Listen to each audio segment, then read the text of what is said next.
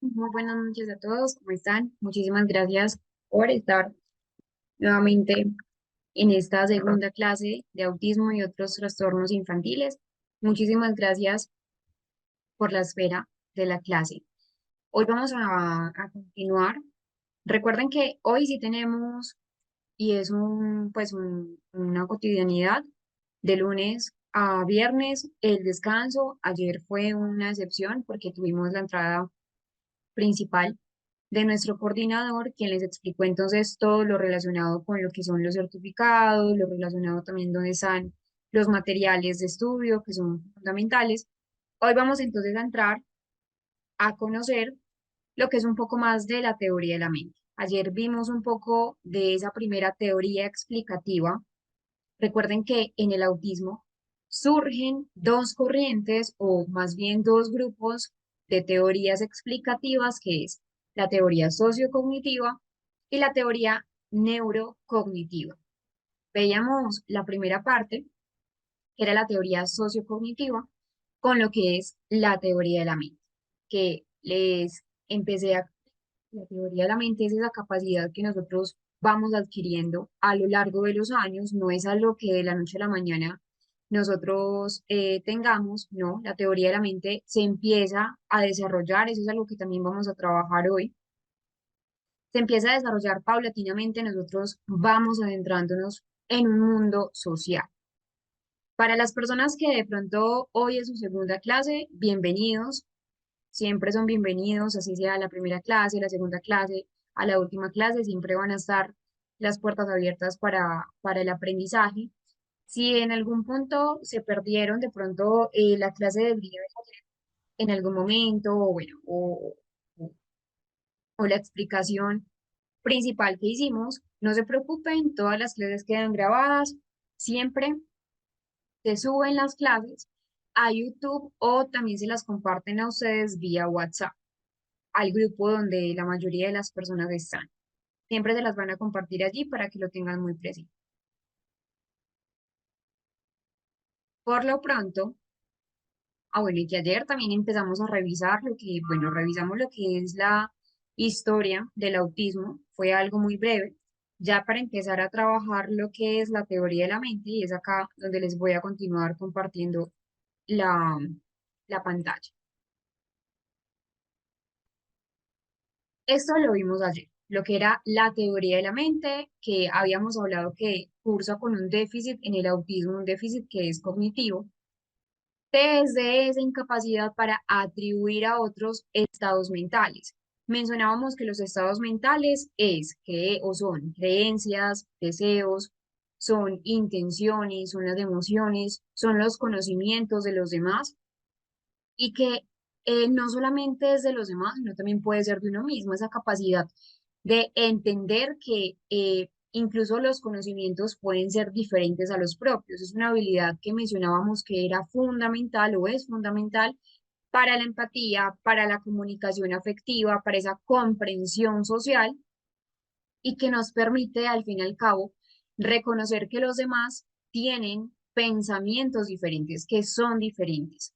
Hay algo fundamental en la teoría de la mente y era ese aspecto que relatábamos ayer, que era el ejemplo que veíamos de lo que era hacer una representación mental de un hombre que estaba entonces en un entorno pues triste, en un entierro, donde pues había tristeza, lo que hacía el cerebro era representar lo que la otra persona estaba sintiendo.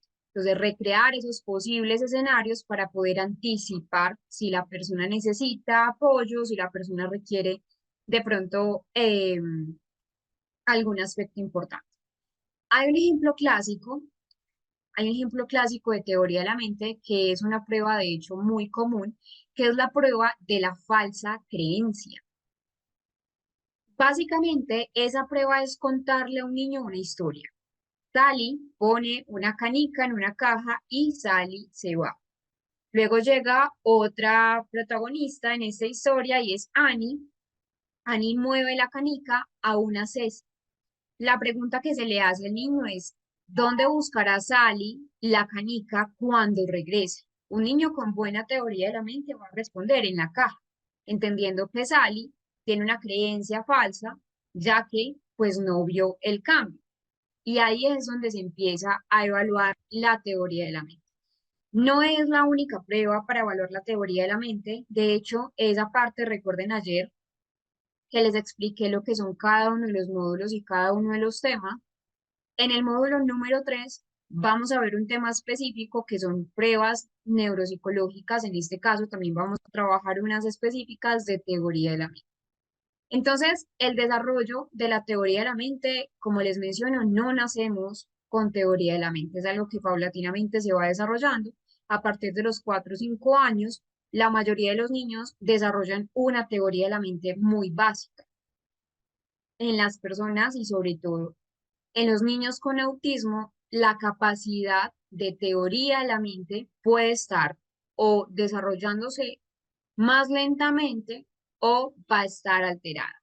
Y en los adultos va a estar vinculado con habilidades sociales complejas como el sarcasmo, como la ironía, como la manipulación a nivel emocional. Entonces, la idea es evaluar también ese aspecto si hay sospecha de autismo. Entonces, por ejemplo, se evalúa con pruebas de falsa creencia como la de Sally y Annie. Se evalúa también con tareas de historias sociales o una lectura de la mente de los ojos, que esto también lo vamos a ver, con cuestionarios y entrevistas clínicas. ¿Por qué es tan importante eh, ese aspecto de lo que es la teoría de la mente? Porque nos permite entender las emociones y no solamente entender las emociones de los demás, sino también comprenderlas, empatizar con las emociones de los demás. También es fundamental la teoría de la mente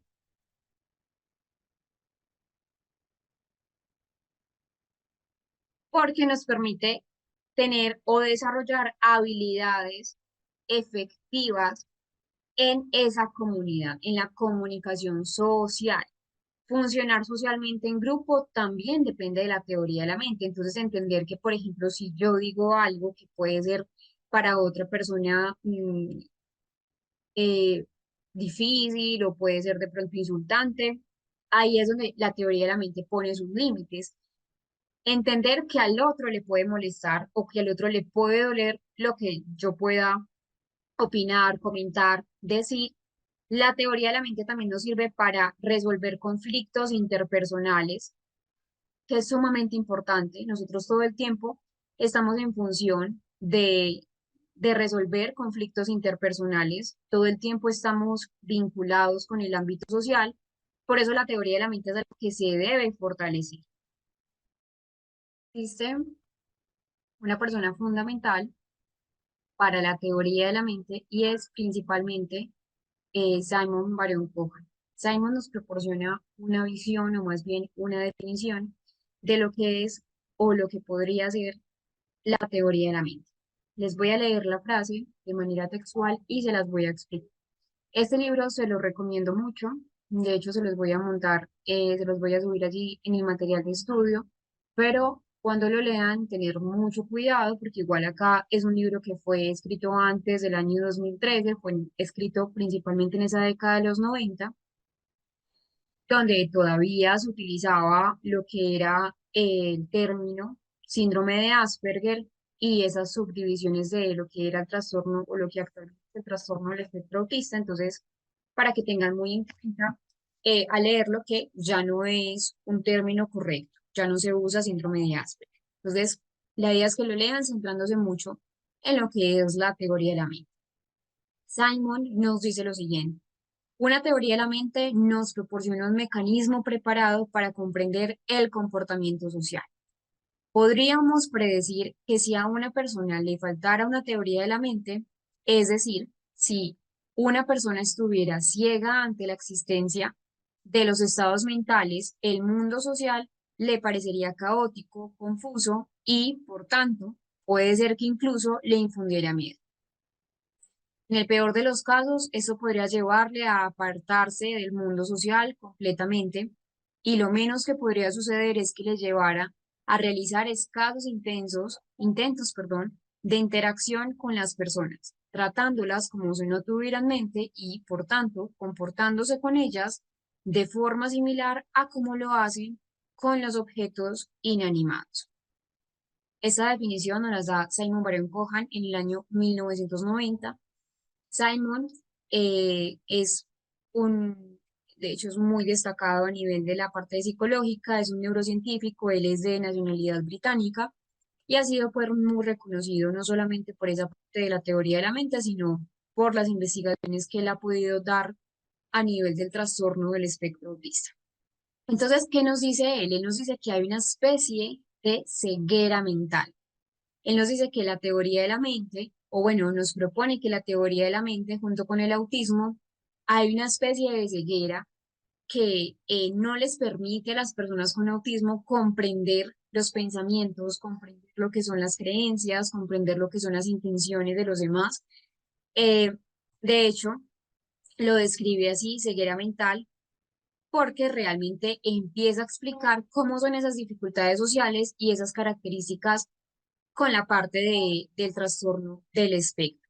Entonces, él nos dice que es una ceguera principalmente porque pues hay una dificultad específica para poder desarrollar adecuadamente la teoría de la mente. De hecho, ahora que les mencioné lo que es la investigación de Simon Baron Cohen y la prueba de la falsa creencia, Simon Baron Cohen, junto con otros colaboradores, entre ellos destaca lo que es Yura Fritsch y Alan Leslie, pero sobre todo Yura Fritsch, que nos da otro aporte y es el aporte de la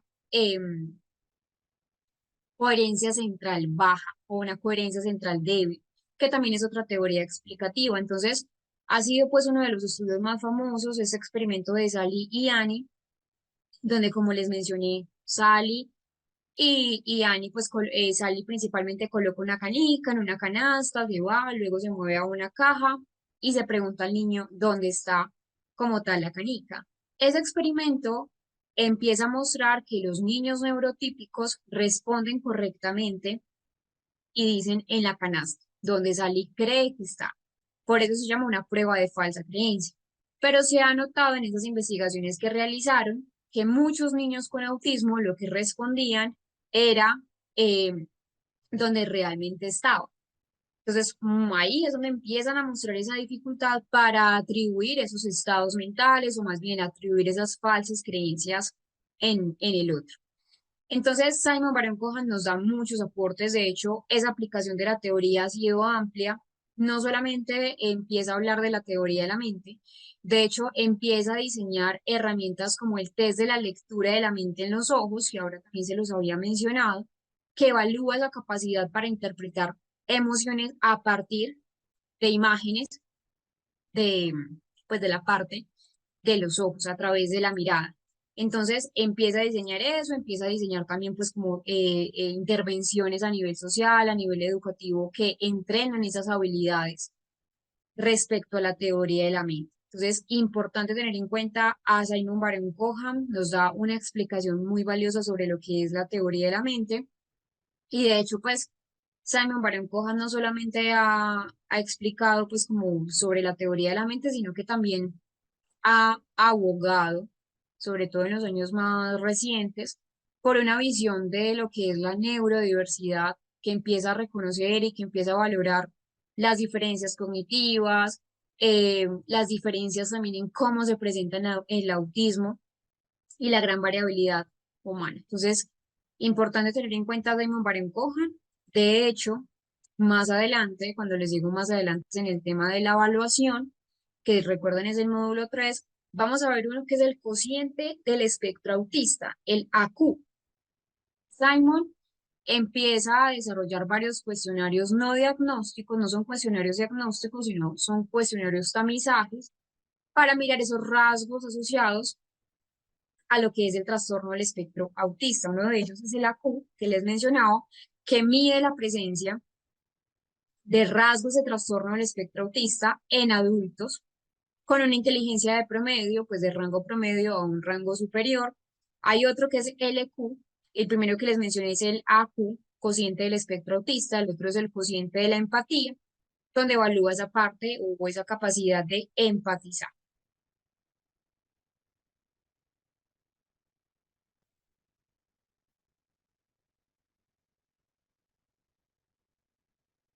Entonces, en general, algunas de las limitaciones para comprender el mundo mental de los demás serían cuáles. Primero, una dificultad para predecir esa conducta de los demás. Recuerden que tiene que ver con la teoría de la mente, de entender que si una persona, por ejemplo, tiene un timbre de voz, un tono de voz, o la prosodia, viene con unas buenas intenciones o viene con malas intenciones. A veces a las personas con autismo, a las personas con autismo les cuesta entender cuál es la intención de la otra persona, problemas para darse cuenta en general de las intenciones y la conducta, dificultad a la hora de explicar sus propias conductas. ¿Por qué? Porque muchas personas con autismo creen que todo el mundo sabe lo que ellos saben o piensan que todo el mundo conoce lo que ellos conocen. Entonces a veces les parece muy obvio explicar ciertas conductas porque eh, según esa teoría, todos deberían entender lo que él entiende. Hay problemas en la comprensión de cómo sus conductas, cómo sus propias conductas pueden afectar a los demás. Los que les mencioné ahora, si una persona, por ejemplo, dice un comentario, posiblemente al otro le hiera, posiblemente al otro le duela, es saber cómo decirlo, saber el momento cómo decirlo y a veces no tienen esa capacidad. Dificultades en la anticipación, dificultades también para la memoria autobiográfica. Esto solamente, pues eso lo vamos a explicar mucho más profundo en la coherencia central débil. Incapacidad para darse cuenta del nivel de comprensión y el nivel de interés de las personas que lo están escuchando. Entonces, una persona con autismo puede estar en una conversación tipo monólogo. Puede hablar y hablar de un tema que le gusta, de un tema que domina, de un tema que sabe, un interés restringido, pero a veces no se da cuenta del interés, si hay interés en la otra persona, si la otra persona le está escuchando, le está prestando atención o no. Dificultad para comprender el uso de reglas en un acto comunicativo. Entonces, respetar turnos, por ejemplo, mantener el contacto ocular, saber cuándo y cómo responder. Y dificultades para mentir y comprender engaños. No quiere decir, y esa es una pregunta que me hacían, es si todas las personas con autismo tienen esa dificultad para entender o comprender los engaños o mentir. No, todos tienen una neurovariabilidad. Hay personas que tienen dificultades en teoría de la mente, otros no, y otros van a ir aprendiendo ciertas estrategias para poder comprender engaños o la parte de las mentiras. Entonces, en general, lo que nos propone Simon Baron Cohen es muy valioso porque nos da una mirada o nos da una explicación de las dificultades que presentan las personas con trastorno del espectro, al no de pronto ser capaces de comprender ciertas situaciones, situaciones sobre todo en un entorno social, comprender los chistes, comprender las sátiras, comprender el doble sentido, tener una reciprocidad socioemocional, esa sensibilidad de lo que son las señales sociales.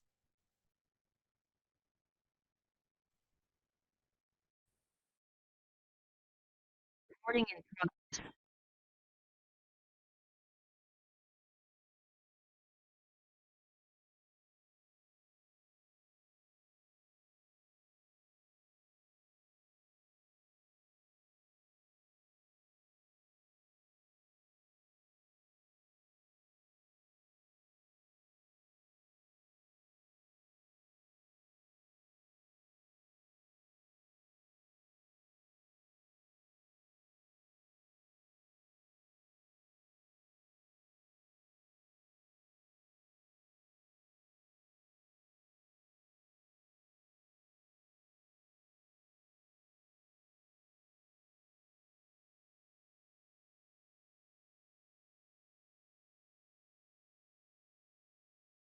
Y tenemos una pregunta muy importante y es, ¿hasta qué punto puede dominar la teoría de la mente un niño con trastorno del espectro autista? Esa pregunta es fundamental, comprenderla. El dominio de la teoría de la mente y el autismo, recordemos que ya hemos hablado que es ampliamente variable, va a depender de factores como el nivel de desarrollo cognitivo, va a depender de factores también como el lenguaje que tenga la persona con autismo, el entorno educativo, si tiene acceso o no a lo que es el enfoque terapéutico adecuado, a las características individuales del trastorno del espectro. En los niños con autismo hay que tener en cuenta que vamos a ver dos puntos. En casos con buen desarrollo, ahí es donde tenemos que hablar desde hasta qué punto se puede desarrollar. Cuando hay niños con autismo de alto funcionamiento, lo que hace algún tiempo era llamado síndrome de Asperger, hoy en día se llama alto funcionamiento o nivel 1 de apoyo, van o pueden llegar a desarrollar una teoría de la mente. Incluso pueden pasar teorías o pruebas clásicas como la prueba de Sally y Annie, pero a menudo logran razonar lógicamente sobre los estados mentales de los demás. Es decir, es una teoría de la mente más de tipo no tanto emocional, sino de corte cognitivo.